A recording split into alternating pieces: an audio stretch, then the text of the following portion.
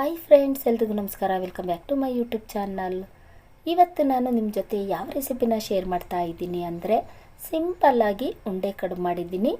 ಈ ಉಂಡೆ ಕಡುಬನ್ನು ನಾವು ತಿಂಡಿಗೂ ಮಾಡ್ಕೊಬಹುದು, ಊಟಕ್ಕೂ ಮಾಡ್ಕೊಬಹುದು.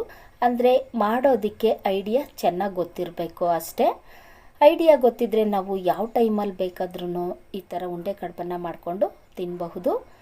ಇವತ್ತು ನಾನು ಸೋನಾ ಅಕ್ಕಿನ ಬಳಸಿ ಈ ಥರ ಉಂಡೆ ಕಡುಬು ಮಾಡಿದ್ದೀನಿ. ಕಡುಬನ್ನು ಮುಟ್ಟಿದರೆ ಸಾಕು, ಹಾಗೆ ಒಡೆದೋಗ್ಬಿಡುತ್ತೆ ನೋಡಿ, ಅಷ್ಟು ಸ್ಮೂತಾಗಿ ಕಡುಬು ಬಂದಿದೆ. ಕೆಲವರು ಹೇಳ್ತಾರೆ ರೇಷನ್ ಅಕ್ಕಿಯಲ್ಲಿ ಕಡುಬು ಮಾಡೋದ್ರಿಂದ ತುಂಬ ಚೆನ್ನಾಗಿ ಬರುತ್ತೆ, ಆದರೆ ಸೋನಾ ಅಕ್ಕಿಯಲ್ಲಿ ಅಷ್ಟು ಚೆನ್ನಾಗಿ ಬರೋದಿಲ್ಲ ಅಂತ ಹೇಳ್ತಾರೆ. ಆದರೆ ಇವತ್ತು ನಾನು ಉಂಡೆ ಕಡುಬು ಮಾಡಿರೋದು ಸೋನಾ ಅಕ್ಕಿಯಲ್ಲಿ. ಇವಾಗ ನಾನಿಲ್ಲಿ ತೋರಿಸ್ತಾ ಇದ್ದೀನಿ ನೋಡಿ. ಅನ್ನ ಮಾಡ್ತೀವಲ್ಲ, ಅದೇ ಅಕ್ಕಿನ 4 ಗ್ಲಾಸ್ ಆಗೋಷ್ಟು ತಗೊಂಡಿದ್ದೀನಿ. ನಿಮಗೆ ಕಡುಬು ಎಷ್ಟು ಬೇಕು ಅಷ್ಟು ಅಕ್ಕಿನ ನೀವು ತಗೊಳ್ಳಿ. 4 ಗ್ಲಾಸನ್ನು ನಾನು ಕಡುಬು ಮಾಡೋದಿಲ್ಲ. ಈ ಥರ ತೊಳೆದ್ಬಿಟ್ಟು ಅದನ್ನು ಚೆನ್ನಾಗಿ ಒಣಗಿಸಿ ನಾನು ರವೆ ಮಾಡಿ ಇಟ್ಕೊಳ್ತೀನಿ. ಕಡುಬು ಯಾವಾಗ ಬೇಕು ಅನಿಸುತ್ತೋ ಆವಾಗ ನಾನು ರವೆಯಿಂದ ಕಡುಬು ಮಾಡ್ತೀನಿ. ಇವಾಗ ಅಕ್ಕಿನ ಒಂದು 2ರಿಂದ 3 ಸರಿ ಚೆನ್ನಾಗಿ ತೊಳಿತಾ ಇದ್ದೀನಿ. ನಾವು ರೇಷನ್ ಅಕ್ಕಿ ತಗೊಂಡ್ರು ಅಷ್ಟೇ, ಅದನ್ನು ಚೆನ್ನಾಗಿ ತೊಳಿಬೇಕು. ಇವಾಗ ಅದನ್ನು 3 ಸರಿ ತೊಳೆದಿದ್ದೀನಿ ನೋಡಿ. ಅಕ್ಕಿಯಲ್ಲಿ ಸ್ವಲ್ಪನೂ ನೀರಿರಬಾರ್ದು, ಆ ಥರ ನೀರನ್ನು ನಾವು ಸೋದಿಸ್ಕೊಬೇಕು. ಇವಾಗ ಇದನ್ನು ಬಿಸಿಲಲ್ಲಿ ಚೆನ್ನಾಗಿ ಒಣಗಿಸ್ಬೇಕು. ಅಕ್ಕಿಯನ್ನು ನೆನೆಸಿ ಒಣಗಿಸ್ಬಾರ್ದು. ತಕ್ಷಣ ಒಂದು 2ರಿಂದ 3 ಸರಿ ತೊಳೆದ್ಬಿಟ್ಟು ಅದನ್ನು ಬಿಸಿಲಲ್ಲಿ ಚೆನ್ನಾಗಿ ಒಣಗಿಸ್ಕೋಬೇಕು. ಬಿಸಿಲಿದ್ರೆ ನೀವು ಬಿಸಿಲಲ್ಲಿ ಒಣಗಿಸ್ಕೊಳ್ಳಿ. ಬಿಸಿಲಿಲ್ಲ ಅಂದರೆ ನೀವು ಒಳಗಡೆನೆ ಈ ಥರ ತೆಳುವಾಗಿ ಹಾಕ್ಬಿಟ್ಟು ಫ್ಯಾನ್ ಹಾಕ್ಬಿಟ್ರೂ ಬೇಗ ಒಣಗಿಬಿಡುತ್ತೆ. ಇವಾಗ ನಾನು ಬಿಸಿಲಲ್ಲಿ ಒಂದು ಅರ್ಧ ಗಂಟೆ ಅದನ್ನು ಚೆನ್ನಾಗಿ ಒಣಗಿಸ್ಕೊಂಡಿದ್ದೀನಿ ನೋಡಿ. ಅಕ್ಕಿ ಚೆನ್ನಾಗಿ ಬೆಳ್ಳಗಾಗಿದೆ. ಚೆನ್ನಾಗಿ ತೊಳೆದು ಒಣಗಿಸಿ ನಾವು ರವೆ ಮಾಡ್ಕೊಳ್ಳೋದ್ರಿಂದ ಕಡುಬು ತುಂಬ ಚೆನ್ನಾಗಿ ಬರುತ್ತೆ. ಹಾಗಾಗಿ ಇವಾಗ ಒಂದು ಮಿಕ್ಸಿ ಜಾರಲ್ಲಿ ಸ್ವಲ್ಪ ಅಕ್ಕಿ ಹಾಕ್ಕೊಂಡು ಅದನ್ನು ತರ್ತರಿ ಆಗೋ ಹಾಗೆ ರುಬ್ಕೊಳ್ತಾ ಇದ್ದೀನಿ. ಇದನ್ನು ಯಾವ ಥರ ರುಬ್ಕೊಬೇಕು ಅಂದರೆ ಪೂರ್ತಿ ದಪ್ಪವಾಗಿಯೂ ರುಬ್ಕೊಬಾರ್ದು ಮತ್ತು ಪೂರ್ತಿ ನೈಸಾಗಿಯೂ ರುಬ್ಕೊಬಾರ್ದು. ಮೀಡಿಯಮ್ ತರ್ತರಿ ಆಗೋ ಹಾಗೆ ರುಬ್ಕೊಬೇಕು. ಇವಾಗ ಯಾವ ಥರ ರುಬ್ಕೊಂಡಿದ್ದೀನಿ ಅಂತ ತೋರಿಸ್ತಾ ಇದ್ದೀನಿ ನೋಡಿ. ಈ ಥರ ಆಗೋವರೆಗೂ ರುಬ್ಕೊಂಡ್ರೆ ಸಾಕು. ಇವಾಗ ರುಬ್ಕೊಂಡಿದ್ದಂತಹ ಅಕ್ಕಿನ ನಾನು ಒಂದು ಬೇರೆ ಪಾತ್ರೆಯಲ್ಲಿ ಹಾಕ್ತಾ ಇದ್ದೀನಿ. ನಾನಿಲ್ಲಿ 4 ಗ್ಲಾಸ್ ಆಗೋಷ್ಟು ಅಕ್ಕಿ ತಗೊಂಡಿದ್ದೆ. 4 ಗ್ಲಾಸಿಗೆ 1 kg ಬರುತ್ತೆ. ಇವಾಗ ಅಷ್ಟನ್ನು ನಾನು ಈ ಥರ ರುಬ್ಬಿಟ್ಕೊಂಡಿದ್ದೀನಿ. ಇವಾಗ ಡೈರೆಕ್ಟಾಗಿ ನಾನು ಇದನ್ನು ಕಡುಬು ಮಾಡ್ತಾ ಇಲ್ಲ. ಫಸ್ಟು ನಾನಿಲ್ಲಿ ಜರಡಿ ಮಾಡ್ಕೊಳ್ತಾ ಇದ್ದೀನಿ.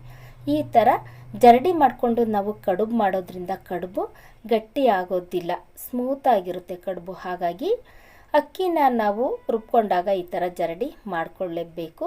ಕೆಳಗಡೆ ಉಳಿಯುತ್ತೆ ನೋಡಿ, ಅದು ಪೂರ್ತಿ ನೈಸ್ ಆಗಿರುತ್ತೆ. ಅಂದರೆ ಅಕ್ಕಿ ಹಿಟ್ಟು ಬರುತ್ತಲ್ಲ ಆ ಥರ ಇರುತ್ತೆ. ಆ ಹಿಟ್ಟನ್ನು ಹಾಕಿ ನಾವು ಕಡುಬು ಮಾಡೋದ್ರಿಂದ ಕಡುಬು ಗಟ್ಟಿ ಬರುತ್ತೆ. ಹಾಗಾಗಿ ಜರಡಿ ಮೇಲೆ ಇರುತ್ತಲ್ಲ ಅದನ್ನು ಮಾತ್ರ ನಾವು ಕಡುಬಿಗೆ ಸಪ್ರೇಟಾಗಿ ತೆಗೆದಿಟ್ಕೊಬೇಕು.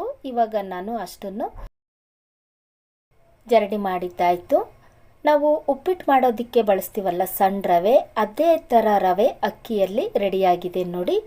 ಜರಡಿ ಮಾಡಿ ಕೆಳಗಡೆ ಉಳಿದಿರುತ್ತಲ್ಲ ಹಿಟ್ಟು, ಅದನ್ನು ನಾನಿವಾಗ ಕಡುಬಿಗೆ ಬಳಸ್ತಾ ಇಲ್ಲ. ಅಕ್ಕಿ ರೊಟ್ಟಿ ಮಾಡ್ತೀನಲ್ಲ ಆವಾಗ ಹಿಟ್ಟನ್ನು ಬಳಸ್ತೀನಿ. ಇವಾಗ ಸ್ಟವ್ ಮೇಲೆ ಒಂದು ಬಾಣಲೆ ಇಟ್ಕೊಂಡು 4 ಗ್ಲಾಸು ನೀರು ಹಾಕ್ತಾ ಇದ್ದೀನಿ. ನಾನು 4 ಗ್ಲಾಸು ರವೆನ ಹಾಕಿ ಕಡುಬು ಮಾಡ್ತಾ ಇಲ್ಲ, 2 ಗ್ಲಾಸ್ ಹಾಕಿ ಕಡುಬು ಮಾಡ್ತಾ ಇದ್ದೀನಿ. ಹಾಗಾಗಿ 2 ಗ್ಲಾಸ್ ರವೆಗೆ 4 ಗ್ಲಾಸ್ ಆಗುವಷ್ಟು ನೀರು ಹಾಕಿ ಅದಕ್ಕೆ ರುಚಿಗೆ ತಕ್ಕಷ್ಟು ಉಪ್ಪು ಹಾಕ್ತಾ ಇದ್ದೀನಿ. ಉಪ್ಪನ್ನು ಹಾಕುವಾಗ ನೋಡಿಕೊಂಡು ಹಾಕ್ಕೊಳ್ಳಿ. ಅದ್ರ ಜೊತೆಗೆ ಸ್ವಲ್ಪ ತೆಂಗಿನಕಾಯಿ ತುರಿ ಹಾಕ್ತಾ ಇದ್ದೀನಿ. ತೆಂಗಿನಕಾಯಿ ತುರಿ ಹಾಕಿ ಕಡುಬು ಮಾಡೋದ್ರಿಂದ ಕಡುಬು ತಿನ್ನೋದಕ್ಕೆ ತುಂಬ ರುಚಿಯಾಗಿರುತ್ತೆ. ಹಾಗಾಗಿ ಇವಾಗ ಅದನ್ನು ಚೆನ್ನಾಗಿ ಕುದಿಸ್ಕೊಳ್ತಾ ಇದ್ದೀನಿ. ಜಾಸ್ತಿ ಹೊತ್ತು ಬಿಡೋದೇನು ಬೇಡ, ಈ ಥರ ಕುದಿ ಬರೋವರೆಗೂ ಬಿಟ್ಟರೆ ಸಾಕು.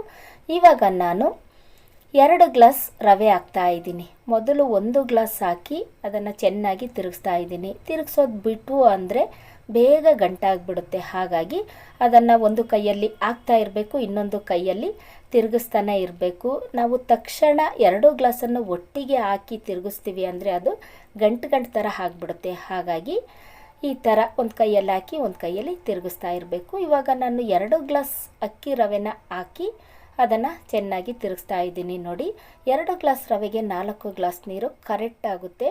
ಜಾಸ್ತಿ ನೀರನ್ನು ಹಾಕಬೇಡಿ, ಜಾಸ್ತಿ ನೀರು ಹಾಕಿದರೆ ತೆಳುವಾಗಿಬಿಡುತ್ತೆ. ಹಾಗಾಗಿ ನಾವು ಅಳತೆ ಪ್ರಕಾರ ಮಾಡೋದ್ರಿಂದ ಕಡುಬು. ಇವಾಗ ಇದನ್ನು ಜಾಸ್ತಿ ಹೊತ್ತು ಬೇಯಿಸ್ಕೊಂಡಿಲ್ಲ. ಜಾಸ್ತಿ ಹೊತ್ತು ಬೇಯಿಸ್ಕೊಂಡ್ರೆ ಕೆಳಗಡೆ ಪೂರ್ತಿ ತಳ ಹಿಡಿದ್ಬಿಡುತ್ತೆ. ಹಾಗಾಗಿ ಒಂದು 5 ನಿಮಿಷ ಬೇಯಿಸ್ಕೊಂಡ್ರೆ ಸಾಕು. ಒಂದು 5 ನಿಮಿಷ ಬೇಯಿಸ್ಕೊಂಡು ನಾನಿಲ್ಲಿ ಇದನ್ನು ಕೆಳಗಡೆ ಇಳಿಸ್ಕೊಂಡು ಒಂದು ಅಗಲವಾಗಿರುವಂತಹ ಪ್ಲೇಟಲ್ಲಿ ಹಾಕ್ಕೊಂಡು ಅದನ್ನು ಉಂಡೆ ಥರ ಕಟ್ತಾ ಇದ್ದೀನಿ. ಇದು ಸ್ವಲ್ಪ ಬಿಸಿ ಇರುತ್ತೆ, ಕೈಗೆ ನೀರು ಸವರ್ಕೊಂಡು ಉಂಡೆ ಕಟ್ಟಬೇಕು. ನಿಮಗೆ ಯಾವ ಸೈಜಲ್ಲಿ ಉಂಡೆ ಕಡುಬು ಬೇಕು ಆ ಸೈಜಲ್ಲಿ ನೀವು ಉಂಡೆ ಕಡುಬನ್ನು ಕಟ್ಕೊಳ್ಳಿ. ಇವಾಗ ನಾನು ಮೀಡಿಯಮ್ ಸೈಜಲ್ಲಿ ಕಡುಬನ್ನು ಕಟ್ತಾ ಇದ್ದೀನಿ. ನಾನು ನನ್ನ ಮಗಳು ಇಬ್ಬರು ಕಟ್ತಾ ಇದ್ದೀವಿ. ನಾನು ದೊಡ್ಡದಾಗಿ ಕಟ್ತಾ ಇದ್ದೀನಿ, ನನ್ನ ಮಗಳು ಚಿಕ್ಕದಾಗಿ ಕಡುಬನ್ನು ಕಟ್ತಾ ಇದ್ದಾಳೆ. ಕೊಟ್ಟಿಲ್ಲ ಅಂದರೆ ಹಠ ಮಾಡ್ತಾಳೆ, ಹಾಗಾಗಿ ಅವಳಿಗೂ ಕಟ್ಟೋದಕ್ಕೆ ಬಿಟ್ಟಿದ್ದೀನಿ. ಕಡುಬು ಕಟ್ಟೋದಕ್ಕೆ ಕೂತ್ಕೊಂಡ್ವು ನೋಡಿ, ಆವಾಗಲೇ ನಾನು ಇಡ್ಲಿ ಪಾತ್ರೆಯಲ್ಲಿ ನೀರು ಹಾಕಿ ಬಿಸಿ ಆಗೋದಕ್ಕೆ ಬಿಟ್ಟಿದ್ದೆ. ಇಡ್ಲಿ ಪಾತ್ರೆಯಲ್ಲಿ ನೀರು ಚೆನ್ನಾಗಿ ಬಿಸಿ ಆಗಿದೆ. ಇವಾಗ ಒಂದು ಇಡ್ಲಿ ಪ್ಲೇಟನ್ನು ನಾನು ಉಲ್ಟಾ ಮಾಡಿ ಅದ್ರ ಮೇಲೆ ಕಟ್ಟಿರುವಂತಹ ಕಡುಬನ್ನೆಲ್ಲ ಹಾಕಿ ಅದಕ್ಕೆ ಮುಚ್ಚಳ ಮುಚ್ಚಿ ಒಂದು 10 ನಿಮಿಷಗಳ ಕಾಲ ಚೆನ್ನಾಗಿ ಬೇಯಿಸ್ಕೊಳ್ತಾ ಇದ್ದೀನಿ. ನೀರು ಕುದಿಯೋ ಸೌಂಡು ಕೇಳಿಸುತ್ತೆ. ನೀರು ಚೆನ್ನಾಗಿ ಕುದಿ ಬರ್ತಾ ಇದೆಯಲ್ಲ ಅಂತ ನಾವು ತಕ್ಷಣ ಮುಚ್ಚಳನ ತೆಗಿಬಾರ್ದು. ಮುಚ್ಚಳ ತೆಗೆದಾಗ ಈ ಥರ ಹೊಗೆ ಜಾಸ್ತಿ ಬರ್ತಾ ಇರಬೇಕು. ಹೊಗೆ ಜಾಸ್ತಿ ಬರ್ತಾ ಇದ್ದರೆ ಕಡುಬು ಬೆಂದಿದೆ ಅಂತ. ಇವಾಗ ಕಡುಬು ಬೆಂದಿದೆಯೋ ಇಲ್ವೋ ಅಂತ ನಾನು ನೋಡ್ತಾ ಇದ್ದೀನಿ. ನೋಡಿ, ಕಡುಬು ತುಂಬ ಚೆನ್ನಾಗಿ ಬೆಂದಿದೆ. ಒಂದು 10 ನಿಮಿಷ ಬೇಯಿಸ್ಕೊಂಡ್ರೆ ಸಾಕು, ಕಡುಬು ತುಂಬ ಚೆನ್ನಾಗಿ ಬೆಂದ್ಬಿಡುತ್ತೆ. ಇವಾಗ ಮುಚ್ಚಳ ತೆಗೆದು ತೋರಿಸ್ತಾ ಇದ್ದೀನಿ. ನೋಡಿ, ಸೋನಾ ಅಕ್ಕಿಯಲ್ಲಿ ಮಾಡಿರುವಂತಹ ಉಂಡೆ ಕಡುಬು ತುಂಬ ಚೆನ್ನಾಗಿ ಬಂದಿದೆ. ಈ ಥರ ಮಾಡೋದ್ರಿಂದ ಒಂದು ಕಡುಬು ವೇಸ್ಟ್ ಆಗೋದಿಲ್ಲ. ನಾವು ರೇಷನ್ ಅಕ್ಕಿಯಲ್ಲಿ ಮಾಡ್ತೀವಲ್ಲ ಅದೇ ಥರ ಕಡುಬು ರೆಡಿಯಾಗುತ್ತೆ. ಇವಾಗ ಕಡುಬು ಗಟ್ಟಿಯಾಗಿದೆಯೋ ಅಥವಾ ಸ್ಮೂತ್ ಆಗಿದೆಯೋ ಅಂತ ತೋರಿಸ್ತಾ ಇದ್ದೀನಿ. ನೋಡಿ, ಈ ಥರ ಮುಟ್ಟಿದ್ರೆ ಸಾಕು. ಒಡೆದೋಗ ಹಾಗಿದ್ರೆ ಕಡುಬು ತುಂಬ ಚೆನ್ನಾಗಿದೆ ಅಂತ. ಮುಟ್ಟಿದ್ರೂ ಒಡೆದೋಗೋದಿಲ್ಲ. ನೋಡಿ, ಅದು ಸ್ವಲ್ಪ ಗಟ್ಟಿಯಾಗಿದೆ ಮತ್ತು ತಿನ್ನೋದಕ್ಕಷ್ಟು ಚೆನ್ನಾಗಿರೋದಿಲ್ಲ ಅಂತ. ಈ ಥರ ಅಕ್ಕಿಯನ್ನು ನಾವು ಒಡೆದು ಜರಡಿ ಮಾಡಿ ಕಡುಬು ಮಾಡೋದ್ರಿಂದ ಕಡುಬು ಯಾವುದೇ ಕಾರಣಕ್ಕೂ ವೇಸ್ಟ್ ಆಗೋದಿಲ್ಲ, ತುಂಬ ಚೆನ್ನಾಗಿ ಬರುತ್ತೆ. ಇವತ್ತು ಈ ಉಂಡೆ ಕಡುಬಿಗೆ ನಾನು ಮೊಟ್ಟೆ ಕೋಳಿ ಸಾಂಬಾರು ಮಾಡಿದ್ದೀನಿ.